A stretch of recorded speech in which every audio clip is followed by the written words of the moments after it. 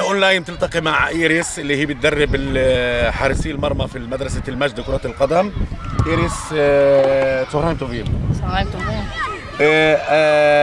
אפשר לספר על עצמך קצת שיכירו מי זאת איריס? אני שוערת בקפטן נבחרת ישראל עד השנה, משחקת גם במכבי חולון. והשנה החלטתי לפרוש, ואני מאמנת גם בנבחרת ישראל, פרויקט השוערים של התאחדות הכדורגל, וגם מאמנת בכמה קבוצות. מה את חושבת על הפרויקט של אימון שוערים בבית ספר אל-מג'ד כאן בבלין? קודם כל, עצם העובדה שהם הביאו מאמן שוערים זה כבר בונוס גדול, כי לא כל הקבוצות בארץ, כולל הקבוצות המאוד מפוארות שיש בארץ, יש להם מאמן שוערים. וזה רק אומר שלאגודה יש מחשבה יותר קדימה, מחשבה בריאה, של לעבוד כמו שצריך, מההתחלה. לא ישר לחשוב על תארים, אלא לחשוב על הבסיס, ואני בטוחה שזה יניף אותם גבוה גבוה. את חושבת שהם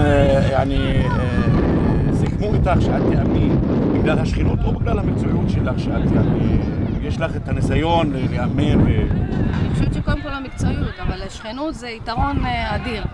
ואנחנו שכנים וצריך לעזור אחד לשני. נכון, ויש פעילויות משותפות שבית ספר של משגב משחק עם בית ספר אל-מג'ד בבלין, ויש את החיבור הזה הוא חיבור בריא, השיתוף פעולה.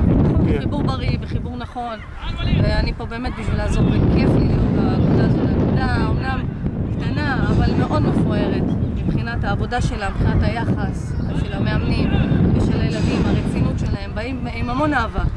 ואני מקבלת אהבה ומחזירה להם. אז מה את צופה מהם, השוערים שלנו? שהם יהיו גם שוערים גדולים ומוכשרים? יכולים להיות, בטח. מתחילים מגיל קטן, יכולים להיות. זה הכל תלוי בהם, איך שהם ייקחו את זה. וכרגע אני רואה שהם עובדים מאוד מאוד קשה, מאוד רוצים, מתלהבים, באים לעבוד, לא לעבודה, לעבוד הם באים. נכון.